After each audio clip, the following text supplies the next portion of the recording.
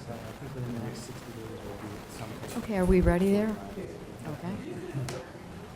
Okay.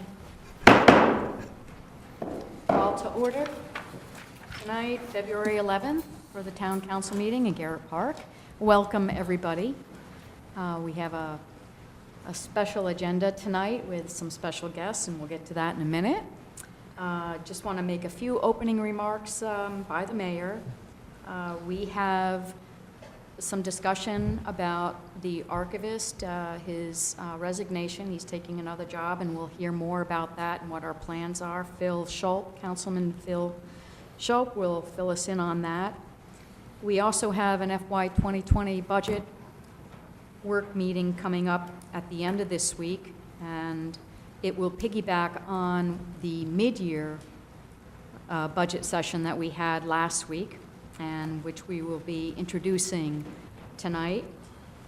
And I think that's it for now.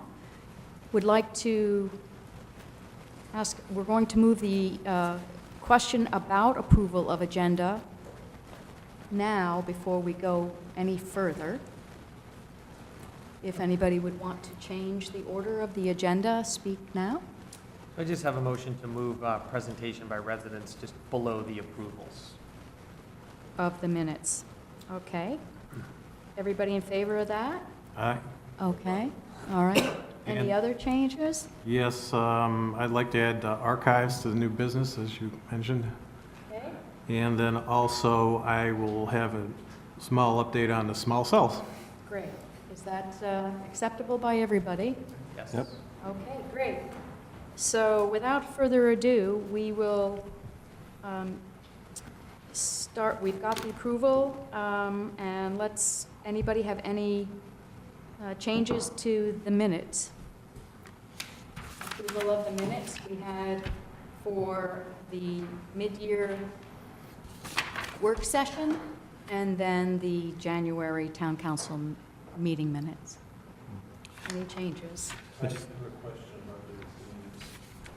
This is on the second page. Okay, which meeting minutes are you referring to, Hans? 14. The left, January.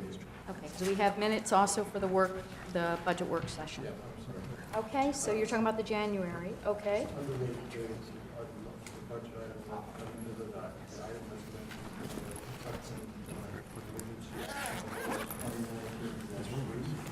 it says here, the third of the way, into the paragraph, it says, the proposed ordinance provides regulatory requirements for the installation and maintenance of small wireless telecommunications facilities. And it also mentions that we have regulatory requirements in place, and I didn't think that we had those in place. And it says the town manager will further develop regulations, but it also says that we have them in place, and I don't think that we did. The first, I can respond to that. The first part of the language is pulled directly from the ordinance. So. Oh, I see, okay, so it doesn't refer to it seems to me that we had a long discussion with Ken about the requirements for specific Right here. requirements, and that was going to be left up to be done as a draft. So I was confused about the fact that regulatory requirements were there, wasn't that. Right, page 2 or 3 on second bullet. As the next logical step. Mm, And I don't want to imply that we, in our minutes, that we have those in place, if we don't. That's all. So where do you see that they are in place? What did it see? Because I see ordinance provides regulatory requirements, and that will further develop regulations around aesthetics. So that's what I'm seeing, unless there's something I'm missing.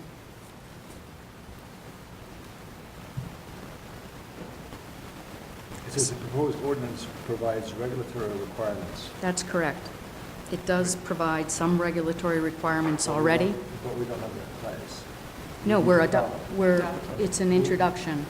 We're introducing, essentially. Introduction and emergency adoption, right. So they're not unique to Garrett Park, they're part of a larger parcel as proposed by the county. Phil, would you No. like to opine on that? I think there's a few where we are a little bit, we put a few in by ourselves. We put in, no, we're not actually going to go, I mean, we'll be under Montgomery County, but the intention is not necessarily to be in sync with them, because some of the things they want to do, we probably don't want to do. And so what this satisfies the minimum requirements that we had to have in place by January 14th, that we have some regulations in place, and we say that we are going to regulate them. Okay. It's not the end-all be-all, we still have to do some other stuff. I guess I misinterpreted what that meant. Okay. It's an ongoing process, but we have to get Yes. something in place, Right, I so understand. we do that. Okay. Yep. Other than that, Okay. I'm okay with the minutes. And then just Any other changes? change it, more questions, maybe possible changes. I meant to email these, but I just got swamped at work.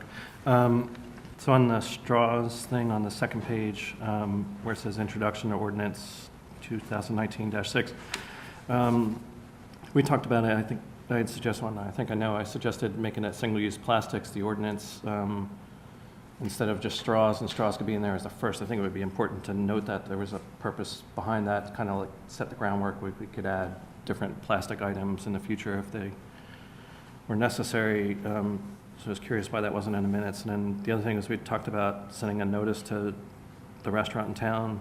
Did we send that, and did we get a response, or you alluded to something? I spoke to them directly, and their response was great, and Okay. they supported it. and Okay. Really comfortable.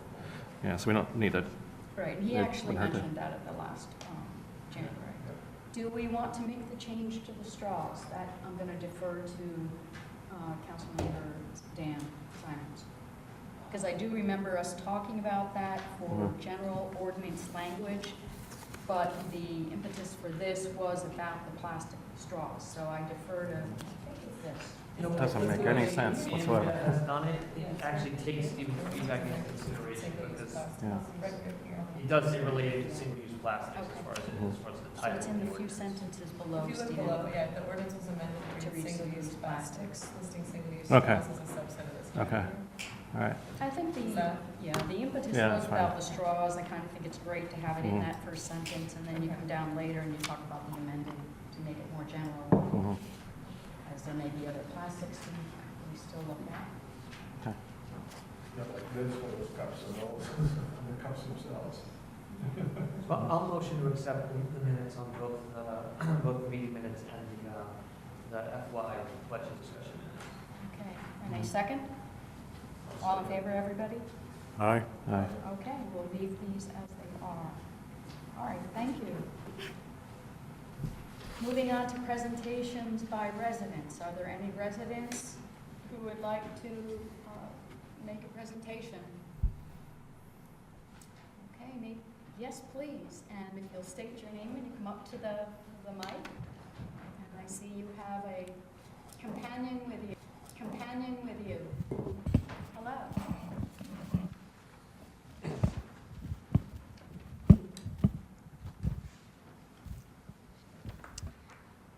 Hello, my name is Finn, and I live in Garrett Park.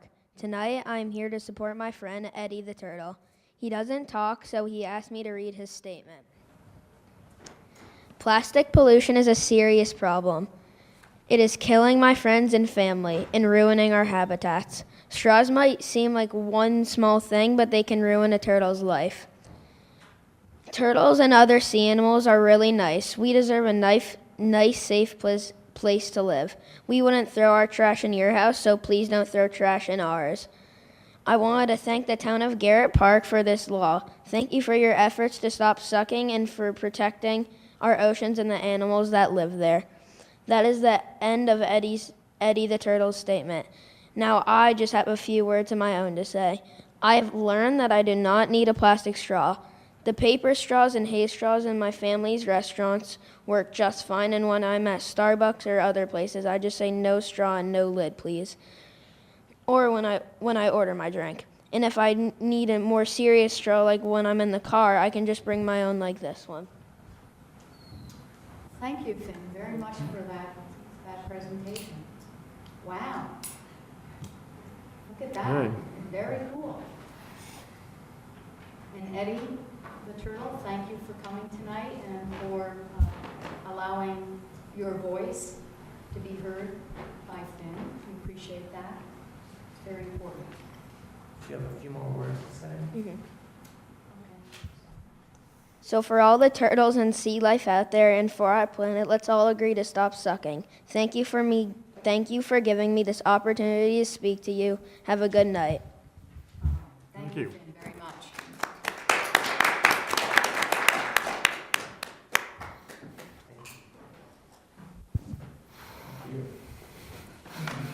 Thank you, Finn. Eddie, thank you for coming. Thank you, Finn. Thanks. Thank you. Shouldn't be Teddy and Turtle. I think that's a nice and appropriate segue right into the action items, which we start with the adoption of the ordinance of the plastic straws ordinance, or single-use plastics. And Councilmember Simons will lead us off on that. So following up on our introduction from 4 weeks ago, and then following the waiting and comment period, I would make a motion to accept this ordinance into the governance of the town of Garrett. Is there a second? Okay, all in favor? Aye. Okay, so approved. Acceptance of this ordinance, single-use plastics, in Garrett Park.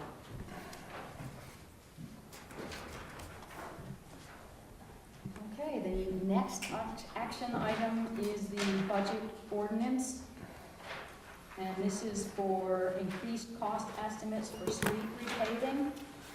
We introduced this in the January council meeting to reflect what we understand is an increased cost estimate, which is above what we have originally appropriated. But we were able to go out with a solicitation for bids because we structured the solicitation for bids by a base contract that would be underneath our current appropriation and with alternate bids. Are we still on film? Everything we do in TV is with fact check. Okay. May we continue? Okay. So in January, we introduced this ordinance for street repaving to accommodate additional funds necessary to reflect the full estimated cost. That was $60,000, and we are taking it from the sidewalk sub-line item. You'll see now that we have $80,000, and that is to reflect the more current estimates and invoices that had not yet shown on our ledger that we were made aware of just a couple of weeks ago or last week. So that's how we've come to 80. You'll see we took the 60 from the sidewalks, and we also took 20 from the storm drain, line item 28.2. This is all in the capital budget. So that's what that's about. Do you happen to recall what was the major movement from 60 to 80 that, well, immediately costs incurred and cost written that were in the books, that made 20,000 necessary? 10,000 was invoices that either hadn't yet been paid, or that could be paid through current work orders that we've signed but haven't finished the work on. This is for street work or for? Yes, yeah.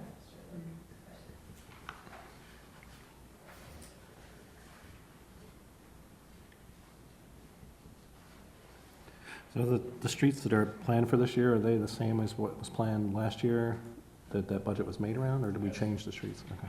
This was as of last fall, yeah. So the other, We're going to 2018 in the fiscal year. But this budget was made figuring on the sections that are in that proposal now. Right. Okay. And if you recall, one of the issues there, Stephen, was that our engineers suggested that we go out to bid later after the building and construction season is over, so sometime right about now, Mhm. we might get more beneficial rates. Yeah, okay. so the other 10K, there's 10K was for the invoices not paid, and then The extra 10 is just a cushion Okay. because there could be unanticipated other costs, and I didn't want us to have to go back through this process again. And of course, as you all know, it's you're appropriating. It may very well be that the bids could come down lower.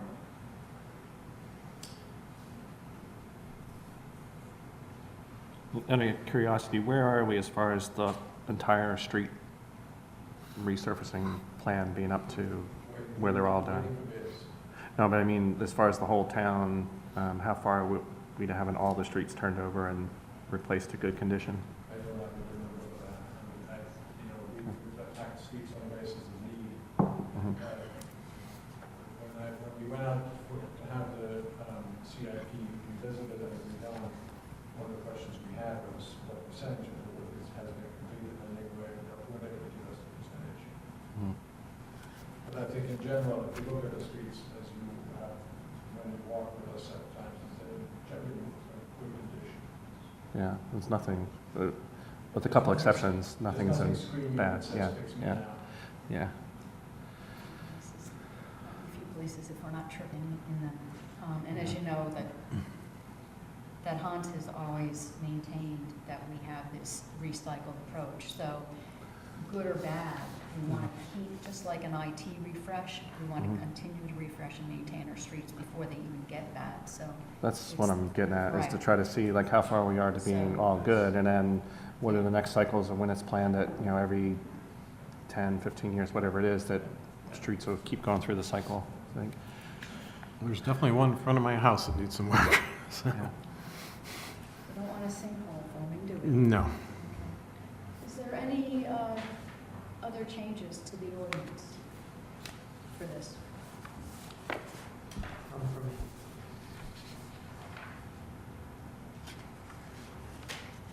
Would anybody like to introduce the motion?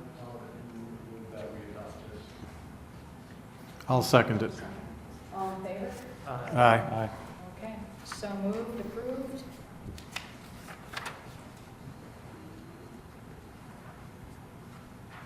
Thank you. Okay, next item on the action portion of the agenda is for the increased cost estimates for safe routes to school. As you know, last month we introduced an ordinance to reflect potential increased costs that the state highway has said that we may be seeing. So there was a willingness by the state highway to provide 100% additional funding, but only that would represent perhaps 80% of a shortfall. But that whole thing would be spent upfront first before the town would be expected to have to pay anything. That's why we call it 100% funding. And it may be that the town will never have to pay a dime. We may not even see the full shortfall. But for a revenue stream purpose, this is why we are tonight adopting this ordinance, to reflect an increase in the revenue stream, which is coming from the state highway. No changes there. If everybody can make an action or just have a unanimous approval. Which number is this? Is 2019-5? Yes. Yes. The only question I have on this is the wisdom of our proceeding with it at this time. If we're generally in agreement that we should be doing this, wouldn't it make more sense to do it after the bids are due, so that people who are choosing to bid don't have the advantage of looking at officially passed resolutions on the part of the council that show exactly what the spend is and what we have the dollars for? It seems to me that it's inconsistent to argue that we should, in many cases, obscure the cost in order to get more honest bids, as opposed to exposing the cost that we're projecting, which allows the bidders to bid to that ceiling. And it seems to me that if we're going to pass this, there's no reason why we shouldn't be doing it after the bids are due in and have the same effect. We don't lose anything by it, we get the advantage of having a more honest bidding system. And my argument would be that we should hold up on passing this to make that possible. Well, we already know what the cost estimate is, and we already have an agreement from the state highway to increase their funding support ensure that. We can't go out for a bid unless we've got the revenue here to demonstrate that, and that's what this is. You will know also that we have in the past also showed our grant funding, our financial assistance budgets in our budget. And this does not reflect the whole numbers, obviously, as you all know. So it doesn't reflect the full estimated cost of the project, nor does it also reflect full grant funding amount on this budget table. What it reflects is the additional funding from the state highway that allows us to demonstrate we have a revenue stream to cover the potential bid. Do we have a letter from the state saying that? I believe, Andrea sent you a letter. No, I'm asking, do we have a document from the state on which it says that we cannot proceed with bids prior to having a bid, having it in our budget? As opposed to just saying, as long as we have the resources available, we can always come and make that adjustment after the fact, rather than waiting now. The auditors say that we have to show it. How- Because we will incur cost. How do we show that we have the resources? Because we don't really have the resources until we put it into the budget, right? Right, so the auditors say we have to show what we're getting from the state. Right, I mean, we can't show, I don't know how you would show that you've got the resources unless you put it in the budget to begin with, but I may be wrong. Well, no, we have it in discrete categories. It doesn't necessarily have to be tagged as SRTS. As long as we agree that we can move it whenever we choose to move it, and that could be after the bids come in, rather than having the documented before the bids go out. So it would be contingency streets and roads or streets and sidewalks. Just use Actually- what we have now. actually- And then I've agreed that when the bids come in, they'll do this. But what about the You're missing point, 132? Hans. Sorry? The 132 is shown as a financial assistance on the revenue page, as well as on the operations to be transferred to capital.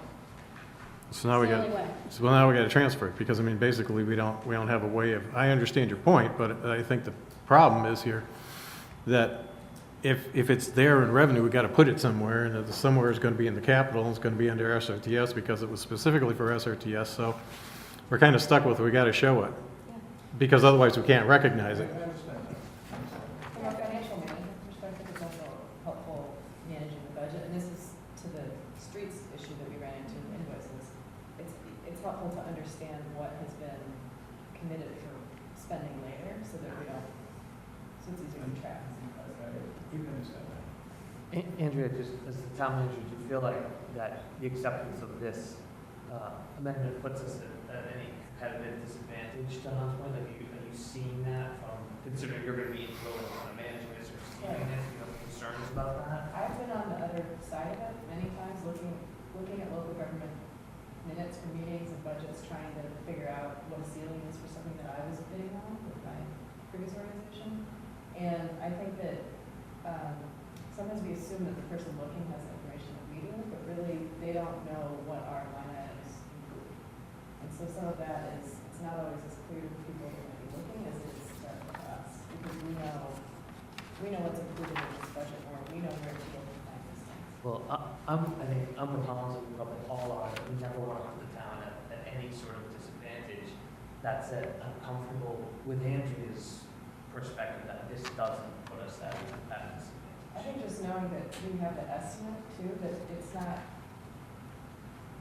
chances are we're gonna, Do better than. well, but we'll be somewhere near that, right? So, But And let's not forget that back, I think in September, we actually had the 350, which was the first mod, also already listed. I mean, it seems kind of odd to be discussing it at this point, because we already had listed the first mod earlier.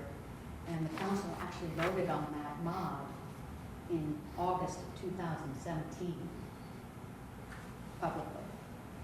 So, Yes, because it's the council's purview to approve and expend grant money. So that's the way that one was discussed. The mayor at the time had the idea, brought it to the council discussed it, had some general agreement with doing it, and then it was brought up, the council voted on it to approve for the mayor to go and talk. Happened a little differently this time. okay, is there any, yes? I So see your finger. The question, I guess one question I have is, so we're going to, we're basically, the change is going to be 88,000, Changes to 44, the 44. Okay, roughly 45. roughly 45, which is basically what we would be contributing to this. No, this is just the grant. Just the grant mod. This is just the grant money from state. Oh, highway. this is just the, okay, They okay. had originally had been agreeing to a lower portion until they came back and told us in January that it was higher. Their estimate was higher, and they recognized that. And they said that they would be willing to put more in. Right, So we just made the incremental change. yep, now I forgot. Okay, I don't suspect that a lot of bidders are really going to go literally trying to figure out what the ceiling is, but I think in the construction industry, it's pretty easy if you go back through records to figure out what the hard and soft costs were total, and that's, somebody could figure that out if they want to do some digging. Well, we did pull This off. number of 34.1 is less than it originally was. They'll figure out what the difference is. Yeah, we also did pull off the unit cost breakdown, which is what we definitely don't want to be showing publicly, because that's the cost. Yeah, and people know how those projects go together. They can reverse engineer it. Well, in the spirit of making progress, we can come Yeah. back to it, and with Andrew's level Yeah. of comfort that it doesn't put us at a disadvantage. And hearing all that, I would make a motion to accept this as written. Okay, motion's been I'll made. second. I'll second it. And all in favor? aye. Okay. 3 in favor, 1 no. Majority rules.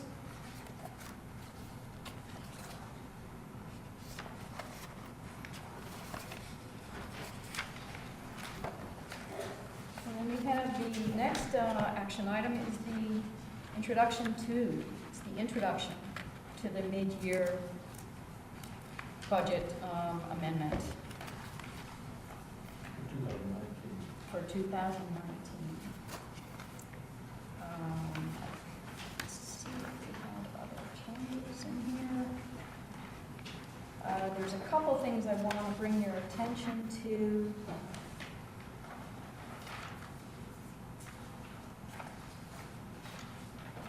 If you go to the operations page, you will see an increase on the contingency line, which reflects, and we have it highlighted in orange at the bottom, line 17.0, contingency on the operations. It reflects balancing the budget and allocating the net difference of surplus. Dan had asked during the budget meeting, so we, at one point we had about 49 or so sitting there unallocated and not appropriated. But I thought afterwards it'd be better to have it appropriated, and the contingency was an easy place. That way you're not going back and having to create a new ordinance to move the money. So Andrea and I thought it might be best served to put it there, then we can all move it if we need to. Yeah, it's rather I than think it's just a leaving smart it move. It's a floating. sensible Yeah. place to move it to from an efficiency standpoint. Right, and it also balances the budget. Which we are committed to. Yeah. Of course. That and staying on it. So that was one change. I think we reflected the change the council asked for last week at the mid-year work session to increase the arboretum as well as the archives. You're going to hear more about the archives and potential costs, whether that's something you all want to discuss. Can I ask a question on the note It says about, was it about 43 hours per pay period? Yes, it's about 3 more hours, right? Pay period, so it's about, yeah, an extra 1.5 hours. So, What you have to remember, we have a differential here of what's still sitting available to use. right, no, I'm just trying to figure out, so 43, okay, because I thought we had talked about 20, but, so the pay period's The pay period is 2 weeks. Is that 2 right? weeks? Yes. Just, So it's 20 hours a week, and now it's, and we had initially talked about the 40 hours. And then this adjustment actually allows for about 3 more hours. It was formulaic, but we did that This isn't- after the fact. I And did it. how many pay periods do we think? 11. 11? it's just a temporary thing to get caught out. It's not a permanent. Well, at the time, we didn't know about our archivist plans to leave, but had a request from the archives committee and the archivist to allow for some increased hours. And that's basically what this is, plus the supplies. But the council members felt we should actually increase it even a little more, and that was last week. Yeah, So we discussed added it. a little more, which just allowed us to put in a few more hours of work. Yeah, and Jane's, I'll just speak on Jane's after, her sentiment was, I think, from the council members there at the meeting, the sentiment was that the archivist's perspective and those that are sort of closely associated with it was with the level of seriousness and care and concern that everybody was putting towards it, that giving them a few more hours to help give it a push and really get there seemed like we actually, Jane as well, wanted to do a bit more even than the mayor had suggested, just to make sure that they had the time to do that in the payroll. And I realize that may change now from a personnel standpoint, but I think we were just trying to, from a budgetary standpoint, give enough resource there to give the archives a level of importance. And the discretion of Andrea as the town manager To give Andrew some allow. flexibility, whether it's Yeah. bringing some additional time, an additional resource to keep things moving forward. And this didn't reflect one of the other requests by the archives committee and the archivist at the time, which was to actually increase the wage. And we knew at the time that we'd be coming up with a renewal of a contract in May that could also be amended to increase the wage, which would then again actually affect the FY19 budget. But we also thought it would be also better served to have that discussion for a full year of FY 2020. Yeah, and we also thought that we'd want to discuss that wage together as a full council. Yeah. We would do Yeah. that in the full FY 2020 Work session. Work session. Right, except we might run out of money depending, because based on some information, I mean, I was going to get to this, but I'll get to it now, is that based on some information that I've seen, which I think everybody may have seen, but it was looking at a government position for a similar job, the pay rates were much higher. And so I think we're going to could be as much as 5,000 short just by the end of the year, depending on how much we put into it. So Yeah, that's at a different salary. it's a different salary range because, For a position that's just been, or was short to be vacated. right, And maybe what we do there, Phil, if we don't want to pull money from somewhere else, is actually just, I don't know, if we would go, is just have a gap, leave the job open for the duration at which the money left in the budget and start the new person, if it needs to be at a higher rate, so that for the remainder of the fiscal year, which really won't be much time, that's one way to do that. well, we got a little sticky problem with that because since we've decided to take on our own archives as part of the state stuff, I'm not so sure we can get away with having no archivists for a long period of time because we're supposed to be now taking care of things ourselves. Where we formally assented to the state, and we kind of let them do a bunch of it. So I don't know, I've got to look into the nitty gritty of that, but I'm not 100% sure we can get away with waiting 3 months before we hire a new archivist or start a new archivist. Yeah, well, Andrew, maybe you can do that math for us on what you think the kind of market rate wages, and then see what the budget would do. Well, I can, We need to move on, but you're saying maybe now we make a motion to sort sort of increase it right now, we may have that latitude. Yeah, because see, the thing is, I just quick calculated some numbers, and just based on some of the numbers, I think that we could easily go up another $4,000 just to get somewhere at the bottom end of what the thing was. So you think it's more efficient to just allocate that now through a motion and increase this number, Right. and then give Andrea and the mayor the flexibility to do as they. That means that we're making a decision for the 2020 budget. No, I would just make that decision for the remainder of FY19. So you're suggesting just a short-term solution? Just go with what Yeah. Bill's saying. Yeah, especially if we're gonna hire a consultant, I mean, it's not gonna be less probably than what we're paying right now, No, I so. think we know that we were getting tremendous value. Right. So more in 12.2 and less in 17.0. Right. Right, I mean, well, that 17.0 is actually, that 17.0 is actually less, right? I mean, the real money left over is about 10 in round numbers, right? We're talking about transferring money from line 17.0. Oh, 17.0, I'm so sorry. That's where you were. No, yes, 17.0, yes, yes, yes. Stephen on that, that's right. Yep, I'm sorry, I was looking at the, And we're gonna move we'll take 4 from there, we'll move 4 up to 12.2. yes, 2 plus 2 or 2 plus 4? You're gonna get more. That's what Bill's saying. 2 plus 4. Yeah, 2 plus 4, we'll Life move is 4 not up practice math. to add to that. Yeah. Sure. Two, so it should come out to Budget 21.9 is what that number should be. It should be 6,000 and 21.9. It should be, yeah, you said 21.9, right? Yes. Okay. Okay. Let's see, is there another place? We reflected the change on the streets and curbs on line 26.1 of the capital budget.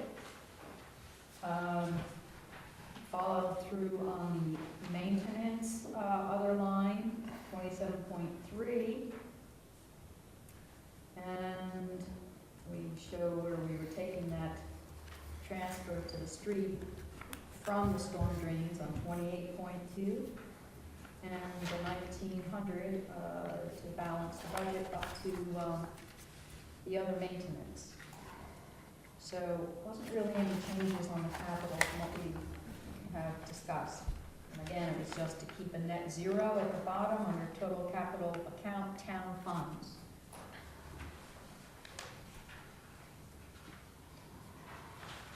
All these changes align with what we talked through.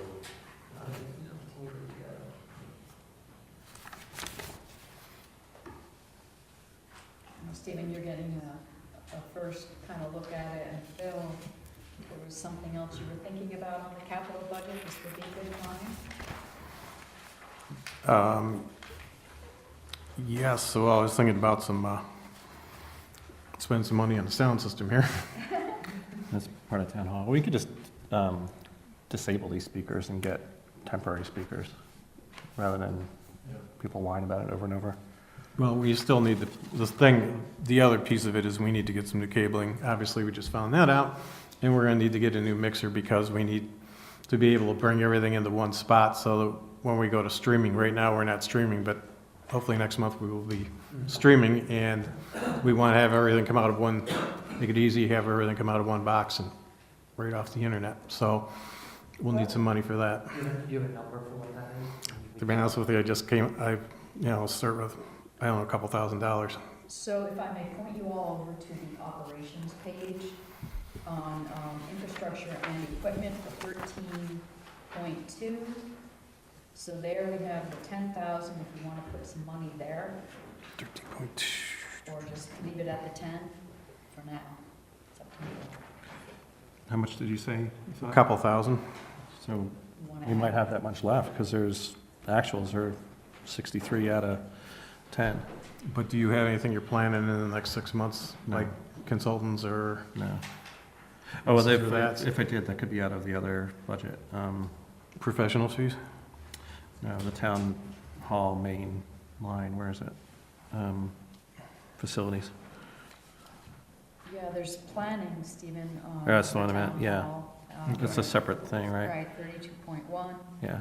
and also then So that would come out of there. 27.2 for, we have 102, 103,000 there. But you know, you still have contingency on the operations side you could take.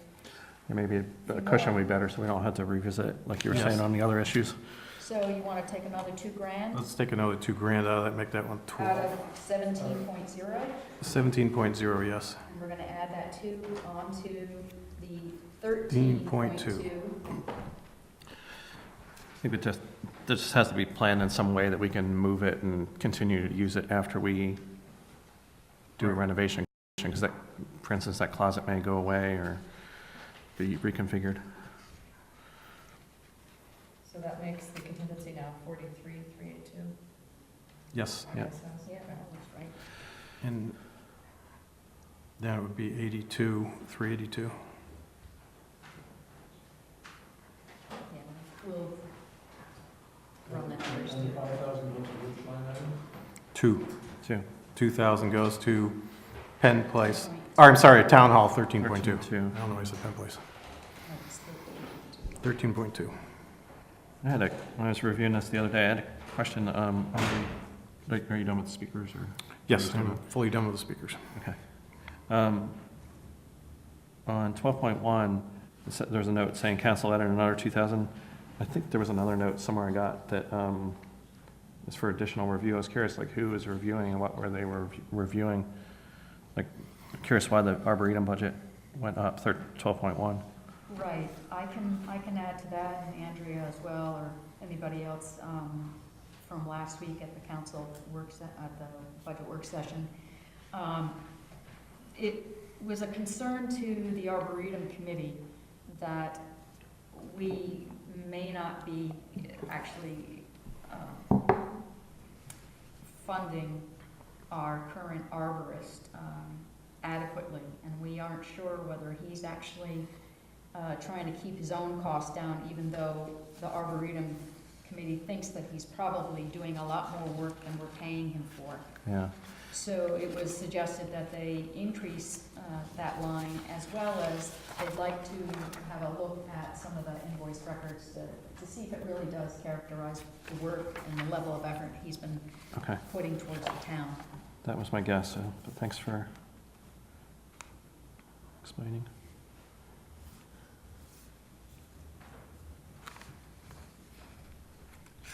Those are the only questions I think I had.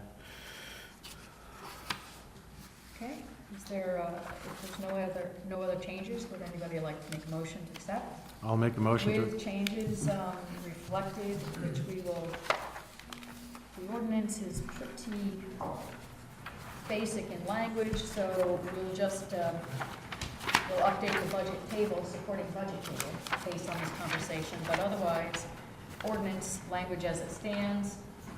If you're all, want to make a motion? okay, I'll also make a motion to accept ordinance 2019-7, mid-year, FY 2019 mid-year capital operating budgets amendment with the changes as we've previously discussed. Okay. Yes. You're introducing. We're introducing. Introducing it, yes, sorry. On seconds it. All in favor? Aye. Okay, so, Andrew, you just, once you, sometime once you edit it for the non-place, accept those changes, if you just circulate that, so we can get that copy of the numbers. okay, last action item is the appointment of the election judges. We had several people volunteer, and we selected Louise Tomorowski, who was the election judge in prior years, and she has also election judge experience at the state and county level. We've selected Ben Smith, who is who's also experienced from just last year's midterm, and Jenny Kravanek, who also said she would be willing to put in time. Great. So those are the 3 I would like to recommend for appointment. Ben Smith is the son of Tara and Shep.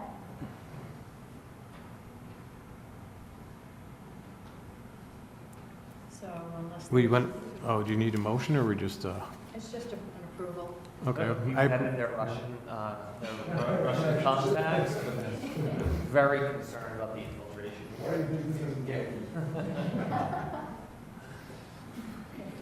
All in favor of that? Aye. Aye. Everybody's approved. Thank you very much.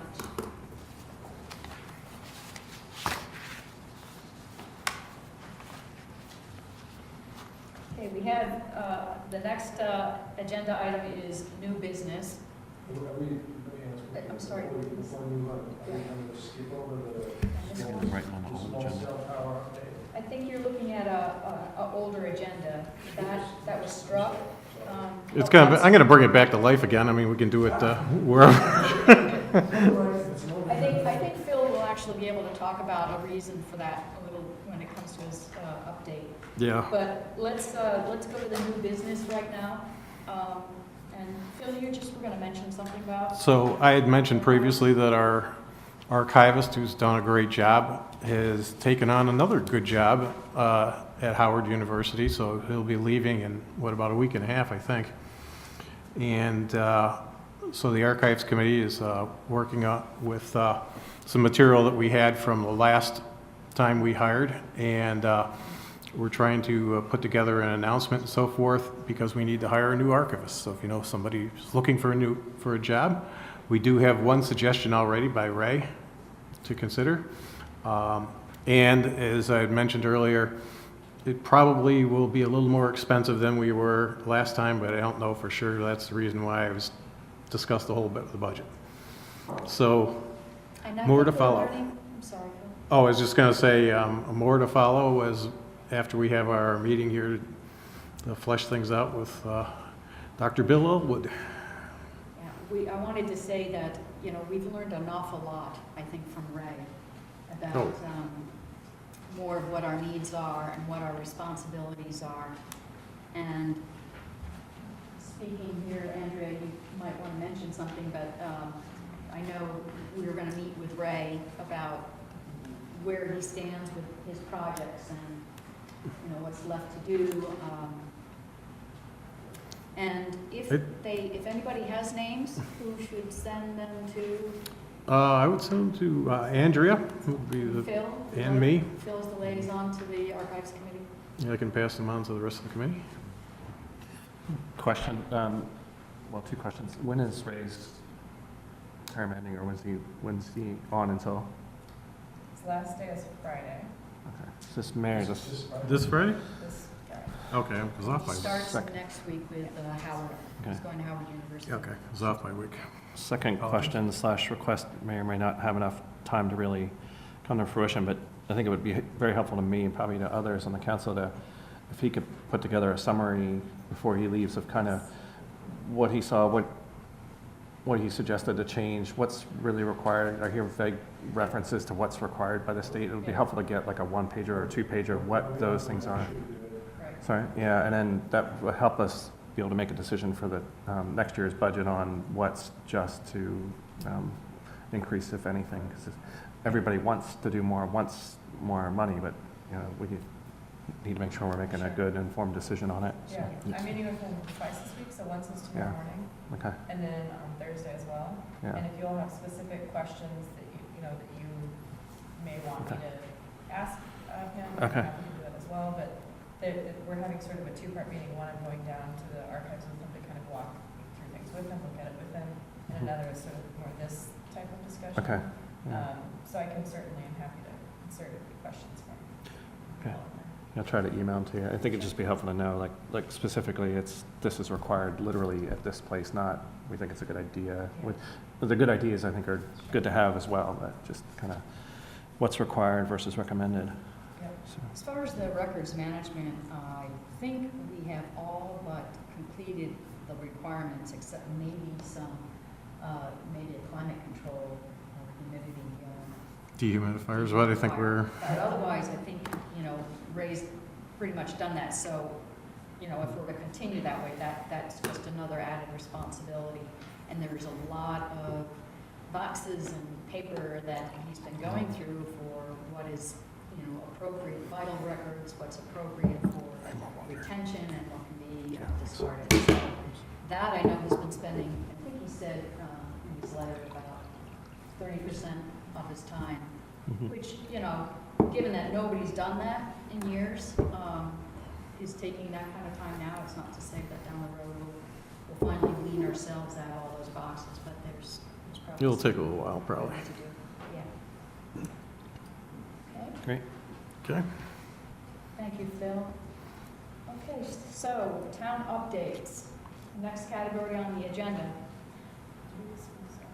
Oh, well, that's going to be in here. Yeah. I don't have anything to add to the SRTS. I haven't heard. I've reached out. The last we knew was that there could be a 4 to 6 week time delay to get the federal highway, to review the whole bid package.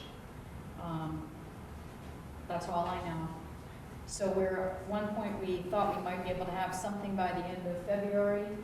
Could be anybody's guess. It could come, but it might even be a little later. Maybe my update was at the end of January that I thought we might get,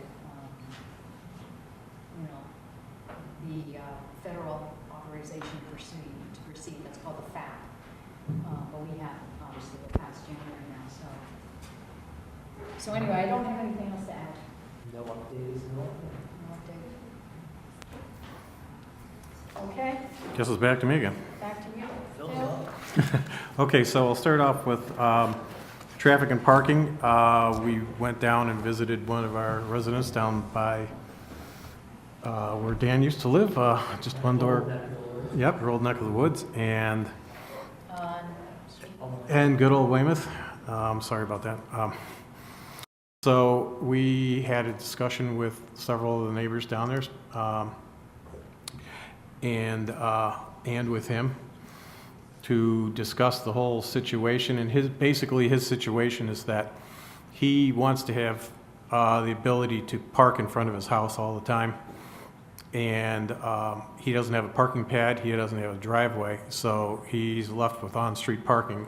And on-street parking could be anywhere if people park in front of his house. And his concern is that people from Parkside will park over there in his front of his house or nearby because it's easier for them in the morning to be able to jump up and run out, being on the other side of Strathmore, or the other side really of, say, 355. It's just easier to come, instead of having to drive all the way around, you can basically just jump in your car and say head to Kensington or wherever. So people have been doing that. Then there was some person who had a broken down car, he was repairing the thing in the middle of the night. He was repairing it and he was doing a bunch of work, had no muffler on it, and made a lot of noise, so there were concerns about that. This was a resident from Parkside resident who had done this. Or parking on this side. Parking on the Garrett Park side. And then, so Dan wanted to have these, make it so that people wouldn't park in front of his house and ideally not even park on the street. Some of the neighbors spoke against that. And in the end, after just... And the reason for that? Well, the reason that they spoke against it was because they felt that they had a good relationship with the Parkside folks and they didn't want to upset them, and they really didn't have too many problems. And the one problem that they saw as a concern was the person working on his car making a lot of noise in the middle of the night. And one of the residents actually went out and talked to this person and said, hey, you can't do this anymore. This is, you can't be working on your car at 2 o'clock in the morning and then making a whole bunch of noise. And after the guy got the word, whatever she said to him, I don't know, but whatever she said to him, it resonated. And in the end, he stopped doing it. And now he won't even park his car over there anymore. He'll stop for a few minutes and pick up his mother or whatever and then take off again. So he's very good about, moving.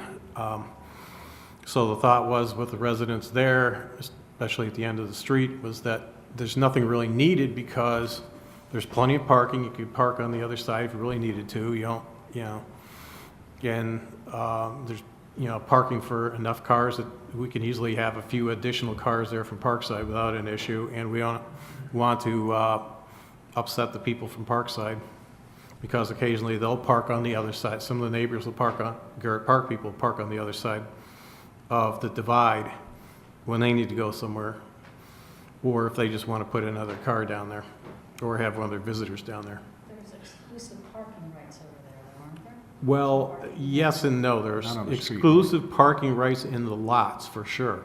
But on the street itself, it's a county-owned street, so really they can't regulate the thing. I know our maintenance staff has shared some experiences where there's a lot of cars being parked on that area of the Weymouth, that it's, more difficult to move the plows and, the emergency vehicles. It's a tight kind of swing around at the dead end. And I'm not living there, I don't know firsthand, but, so what's your thought, Bill? So the thought was is that we might put up some signs that say basically, one would be at the beginning where the Weymouth tees into Oxford, and it would say parking for Garrett Park residents and guests only. And then there'd be another one down by this person's house. And it was, No, it just says parking for Garrett Park residents and guests only. Yes. Curious if this resident would be interested in just having a curb cut put in, because I didn't learn until recently, I think you had mentioned it, that the town will fund doing a curb cut and an apron. I think it was a certain amount of money to fuel a driveway going in. I'm wondering if that would suffice if this person put a curb cut and an apron in front of their driveway that made it look like a private driveway and then just chose to park in front of it, which could be their prerogative. Would that serve the same purpose without going against what the other neighbors on that street, their wish to not make a big issue of it? And or would this person be interested in building a driveway? I think the answer to that was no before, but Correct. somebody driveway, knew. what do you know about that? Do you know? They don't want to do a driveway for sure. Yeah, I don't and know about the sloping of the yard. He's on a slope. He's on a slope. So I don't know about how easy it is for parking back. I mean, he might be able to put a parking pad in, but putting in the curb cut in the first 5 feet, which is what I think you're talking about. So you could even park with the wheels Right. off or something Yeah, like you that. could easily, or you throw down a little gravel and park there anyway, but I think that knowing the attitude of this person, I'm gonna say it probably won't work because they don't wanna spend any money on this thing. And I don't know, we could propose it, it'd be kind of strange the way it would come out, because when you look at the topology, there wouldn't be, the driveway would kind of almost go nowhere. There couldn't be a spot where you put a driveway. So it's like sloping up the hill. Yeah, it goes, because it just kind of, I mean, you've got one hill going down and this one goes up to his yard. Yeah, so I just don't see, it would look kind of strange. Maybe at the far end, but that's not where he wants to park. He wants to be able to park up closer to his house. Do you have any concerns with the signs that, or I should say, I don't have any concerns when I hear about that sign. My only concern is now we start to get requests sort of all over town. And now, all of a sudden, when do we say no? But I'm also not like hiding behind the slippery slope thing. Maybe nobody else is gonna ask, but that's sort of my only concern. I don't think we necessarily want signs all over town saying that. Oh, yeah. Mayor and I had a huge debate about this, and we finally settled on, that's why it says parking for Garrett Park residents and guests only. It doesn't necessarily say parking for the resident of this house. Mm-hmm. It's a little, yes, it's Oh, I see, you mean like other people in the rest of town? theoretically, If they're annoyed by that sign, that language wouldn't help them, because they're only annoyed with other residents parking in front of their house. yes, if they're annoyed by other residents parking in front of their house, I mean, theoretically, I could go park in front of his house because it wouldn't violate the sign. Right. But And people park in front of my Park in house all front of the yours. time, Right. because of black line. Yeah. But I promise you this, I won't ask for one of But these. there are parking slots on Waverly. No, they Where are you park talking? on, Up on the other street I live on, Montrose. Really? Yeah, they park right up by my driveway. But I commit to not asking for one. Well, we won't hold you to that, but Dan, I want to tell you, there are people that have asked further along Oxford, where it gets closer to the junction of Montrose, Because sometimes school night parking activities at GPS, you know, it continues on down. And I don't think we have any parking signs over there yet. I mean, People I am ask, sensitive to residents their have asked. concerns. I lived over there, and I get it, it's a nuisance, and, It's a narrow street over there. yeah. I'm curious how much of that happens at the end of this street, because that connects the same way with Kenilworth on the other side, but I don't know if there are. There are no parking, aren't Cars- there? There's some parking signage along Oxford, right up here by the Or intersection. or on Kenilworth, Kenilworth, right? but just down at Kenilworth. There's what? There's a little residential parking lot in there. Where? At the end of Kenilworth, where you cross over into Parkside, there's a little parking lot in there. No, but people could be doing this, School too, so. but people park on this side of Weymouth so they can take a shortcut to go To east. go north, yeah. Yeah, if people live in the Kenilworth end of Parkside, they could do the same thing. I just don't know if Mhm. they do that in front of Lisa's house or Fogarty's, but So Phil, are you comfortable with the sign approach, and is that what you recommend? That's what I'm gonna recommend at this Okay. point. And other residents comfortable with it. I'm gonna have to go, now we've kinda hammered it out, I am gonna go run it by them and see what they say. I mean, I'm sure the one resident will be okay with it, but whether the others are not, don't know. But it's basically getting down to we either have to say, no, we're not gonna do anything, and the guy's basically can park where he parks, or we do something and we'll probably end up, you know, not making a few people happy. Well, the truth of it is too, that this is on a daily basis. I mean, these are people who are, you know, commuting to work and they, Right. rather than park over, you know, they'll put their cars over on Weymouth so they can get out easier and avoid a lot of the traffic congestion so that they can go straight up the pike. You know, they're using our streets, we pay the taxes to keep our streets clean and, you know, it's Yeah, a. I understand that resident's frustration. I think it's good if we could do something to help the residents, you know, the residents frustrated, try to do it. But if you said you did have that conversation about at the town expense, put in the apron. I did not, no. It might be worth it, maybe he'll also, not to say that you still wouldn't do the signage, but, you know, a little parking pad can go a long way, even for resale. I mean, certainly, yeah, but it's, as I understand it, if you can fit it, yeah. it's 5 feet, right? I think it's 4 feet. 4 feet, okay. 4 feet depth in, but it's. 4 feet in. Right, the standard width was curb cut, the first 4 feet. Yeah, so but I was thinking parallel parking pad, not the vertical straight in, but I don't know how that. I don't know how you could do that. Yeah, I don't know. There are a lot of people in town that have a Yeah, lay-by where they just they park do that. parallel. And the Right. sidewalk spot you looked at had that, but, Yep. All right. it may not be feasible on that slope, but.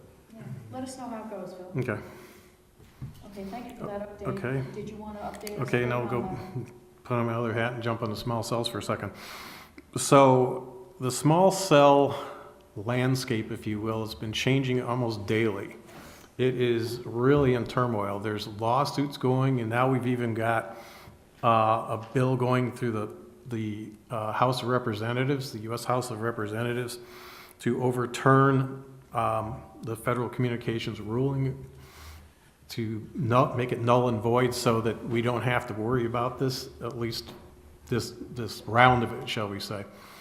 So things have been going on, and in addition to that, our attorney has been working with other towns, and he's been drafting a common core of language that we've used. We've added to it for sure, but he brought up some changes he thought we should make to our language, plus there were some additional changes that he had from stuff he had drafted. And also for Ken Rayburn, who's here, who's a consultant who works in this area, had pointed to he had given us some stuff, for instance, from Rockville. So there is a lot of stuff coming in now. We've got something right now that's in place, so it's going to satisfy the federal requirement that we have something in place that we can stand on, but we will need to tweak it at some point.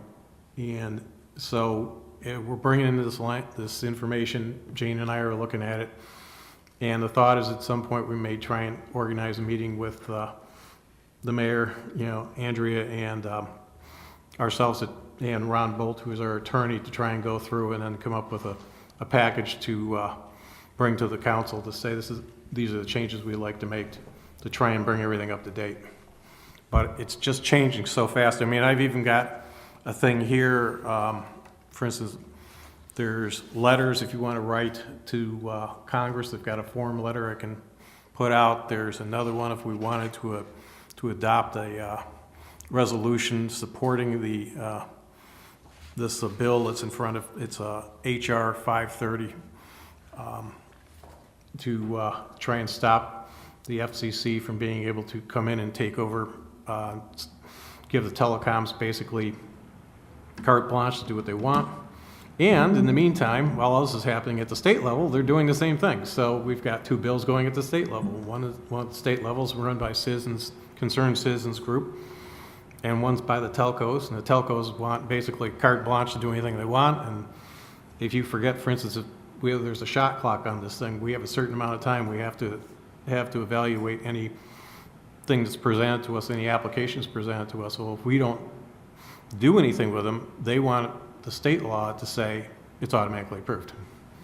Basically, no news is good news. Is the municipal league involved in the Yes. lawsuit? So effectively, as a member of the MML, we are fighting this. Well, the Montgomery County is involved in a big lawsuit. MML is involved with pushing the HR bill, House of Representatives, but also with the stuff in the state, really with the stuff in the state supporting the citizens group who wants to be able to have some flexibility. Another thing that was in there was the telcos didn't want to have to pay much additional money for any rent or any charges or fees we might have. For instance, if we had a yearly a recertification fee, they didn't want to pay any of that stuff. And it's interesting, I'll send out the stuff here later, but you can see that there's, all they want to do is be able to just walk into whatever they want. And to that end, although I can't say this for sure, but I did see somebody driving around last weekend, and the guy had New York taxi plates, TLNC plates, and he had a minivan. He was driving around, and he had said Pioneer Valley Communications on the side of his vehicle, Comcast contractor. And so I finally had to go ask him, like, what are you doing here? Because I saw him measuring stuff and looking up at poles, and he had some paper in front of him, and he said he's quote unquote doing an audit for Comcast. Well, we don't know for sure, but they could be doing an audit also to figure out what poles they could start setting stuff on and where they might want to start aiming applications if they decide to do so. So I believe this stuff is coming.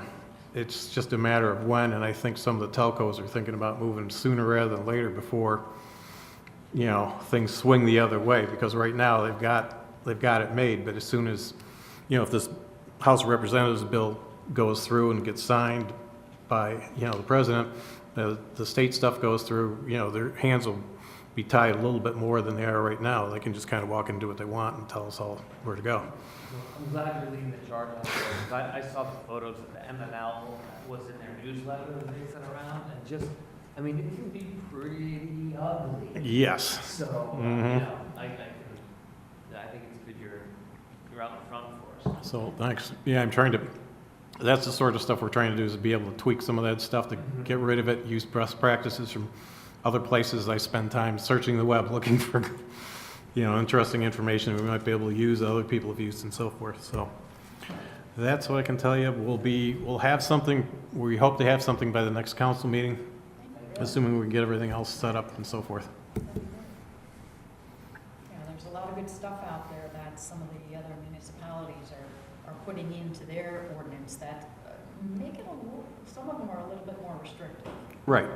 Just more regulated, I should say. We're not supposed to be that restrictive. We can't, right, you cannot do anything which prohibits it by virtue of your law. So you can't say, well, I'm going to charge $1 million a year or something for the poll or something that's prohibitive. But if you could say, the telcos don't want you to do this, but they want the federal government, for instance, cap the maximum fee at $270, which is a pittance for about anything. But if you could, right now, the way the law is, if you could justify, if you had actual costs and could justify an actual cost that was reasonable, then that's acceptable if you go over that $270 limit. So that's something, for instance, that in the state bill, the telcos want to cap it at 270 versus the citizens bill, which says that you should have flexibility, that if you really do have those costs, you should be able to pass them on. I also liked something I seen where there was a cap of the number of 5G units that you could put on a pole. It was, That was, yes, and it was suggested that we have 5 in ours right now, but it was suggested by some other folks that we drop it to 3. And Yeah. so I think that Martin's Edition was looking at that. I don't know if they actually did. I didn't follow straight through on that, but I know Martin's Edition was looking at, Village. in Chevy Chase Village, I think we're going to go to 3, and I believe we should do it too. Yeah, yeah. All right, thank you, Phil. Stay Welcome. tuned. Good thing is we have one in place now. We just had an amendment. Oh, yes. Just gotta move back. I just wanted to make a comment from someone that's studied this issue a little bit, and I come at this from a health and safety point of view. I think this is a really serious issue, and I'm someone that's motivated to join the fight on the anti-side. I know some scientists, there's one out in San Francisco who heads up the best research on the impact of artificial radiation with human DNA. I'm sure I can get something from him that we could put into the system in an evidentiary way to talk about the danger to pedestrians in the vicinity of these Microwaves, yeah. Yeah, and I'd like to see some tech data. Do we know how many watts of RF they're putting out and what the pattern of radiation is and that sort of thing? Well, see, here's the interesting thing. Because of the way the federal reg is right now, they basically say you cannot touch anything to do with health. Health is off the table. Because they've determined, the federal government has determined that, based in 1970s and based on probably a single point radiator, you know, in other words, one antenna versus 3, 5 or whatever, or a whole bunch of them around you, that it's safe. So this is where a number of groups are coming to, is saying, you know, things have changed, and I agree 100%. I mean, what was done in the 70s with a single antenna versus a whole cluster of them around you, the radiation is going to be different, and probably a bunch more. But this sort of objection is going to be handled at the state or the federal level. It has to be. Or you can, I mean, you can chain yourself to the lamp post when they go to install it. But other than that, it's out of our. It is to a point, and so one of the things we have in ours is that it says that that you have to yearly certify and prove that you're still within the federal limits. The emissions. The emissions are. You can get us more information, because I would imagine that we all are concerned about I health saw and safety. the craziest placement of a transmitter in a hotel room in Philadelphia. It was punching out so much RF into this room, we couldn't get anything to work. We knew we were being blasted with radiation, and the hotel won't talk about it. I tried to put in a case with OSHA, and they said, you're not an employee of the hotel, so we can't process the claim, so it's dead water. But it is egregious. They've got an outdoor transmitter indoors on pipe hidden behind the curtain. I eventually found it. I realised I was being bathed in radiation from this high-power transmitter. Absolutely crazy. So I'd like to just add a little anecdote. I don't know if I mentioned it the last time, but if you all want to, you might find it interesting. But back in the very, very early 80s, when I was doing military research, we were studying the ionizing radiation effects of microwave radiation and looking at what kind of drugs could mitigate the effect of the insult of that radiation, ionization, in terms of how soldiers on the battlefield could continue their mission. So we saw firsthand the effects of the radiation and also whether drugs could mediate that. It's out there published. So you're recommending drugs for the town? I recommend I just wanted to be clear. yeah, chlorpheniramine maleate. Just go for it and load up. And As long as it's not right inhaled through a plastic straw, you'll have a nice. That's right. We actually inserted through cannulas into the ventricles, so it's sort of like a straw, but not plastic. Anyway. So the town can't regulate that they can't be brought here based on health concerns, but there's no reason we can't, make a point, Right. whether it's an article or Create a something. momentum. Yeah. There are a lot of people out there, Grant, that are talking about the public health safety, because what FCC said was they looked at the old science, and that's, as Phil said, it's the older science, and they stayed with that. But if there's enough, of the ball rolling and moving, Mhm. maybe people will There's- start to listen. And there's like physicians again, I forget, it's like, there's a physicians group against this. I forget their website, I can find it for you. But, yeah, they've got some good stuff on this too, same thing. I'll just make one last point too.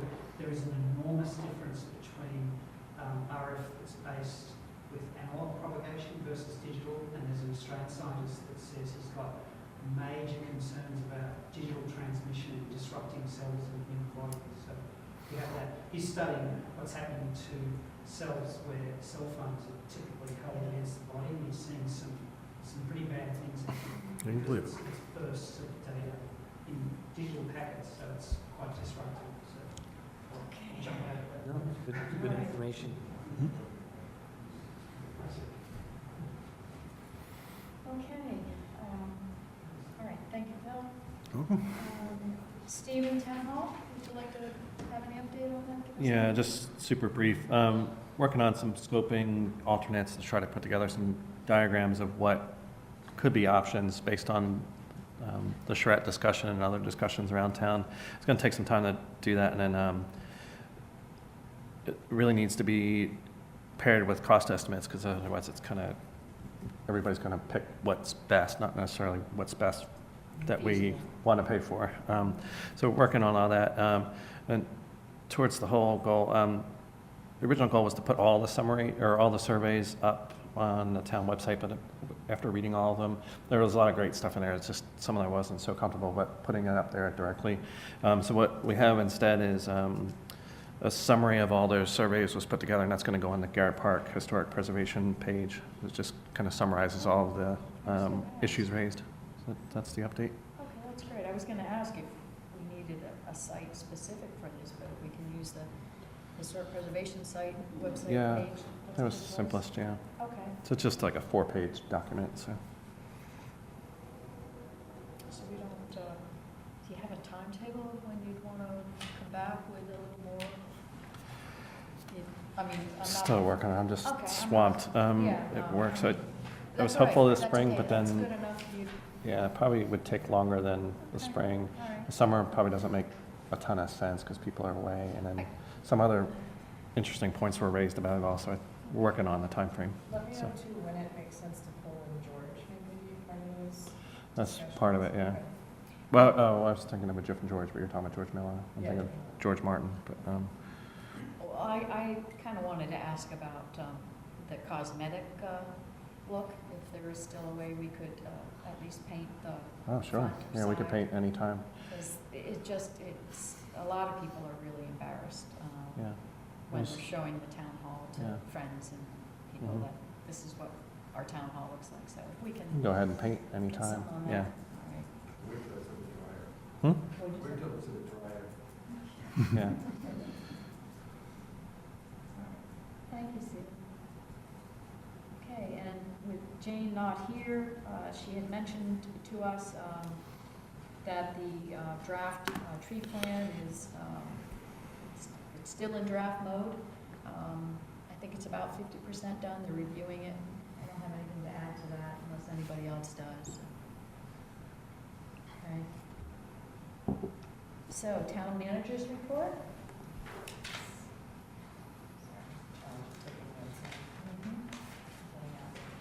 Not a lot for me this time, just the usual, the January revenues, operations, and capital budgets are at expected levels, total revenues, expenses are within projections, and then, of course, there were adjustments to the FY19 revenues, operations, and capital budgets, and those are proposed to be the introduction of the FY19 mid-year amendment. There were no building permits in January, and then that's it for me. One other thing kind of related to that is our fearless cameraman should have, when do you think you'll have our video minutes, shall we say? 7 days. 7 days, okay, and then we'll put them, Oh, I'm sorry, this product, 24 hours. That's Okay. right. Yeah, this video, about 24 hours. about 24 hours to, okay. And then that'll be up, you'll transmit the website to CACI, who will be able to put it up so our residents will be able to see us. Go straight to the YouTube channel, so the public will Right. straight. And then we're thinking, what, by next month, you'll be able to do a straight live stream then? Should be ready in about 7 days. Okay, and then once that comes up, then we'll give everybody some more information, and then we'll be live. Excellent. Yeah, So, Great. should be good. We'll actually beat the state, believe it or not. The state's still trying to figure out how to do it for the for their representatives, and it's not there. Phil, is your vision that we're gonna at some point have two, like you'll stream it live and then if there's a resident at home, that we're gonna have two-way engagement and someone I can think- pose a question and. Eventually, yes, that would be, that's where we'd like to head. And it may be a little bit, but that's where we'd like to head. Then that way, we'll have a little more attendance, which has always been my goal. Well, and I think access to governance from the residents, you know, if someone can't leave their home or weather. Right. I mean, I think it really, really opens it up. You can sit in your pajamas and type notes to us. Okay. Is there anything else anybody would like to raise before we adjourn? I don't know, I'm getting a message, but I don't know, parking lot. oh, parking lot items? Parking. There's no parking lot, Sending you a hand signal? from last time. Is he doing a hand signal like a third base coach? Okay, there's no parking lot agenda. Okay, with that, we are adjourned. Thank you, everybody. Well gathered.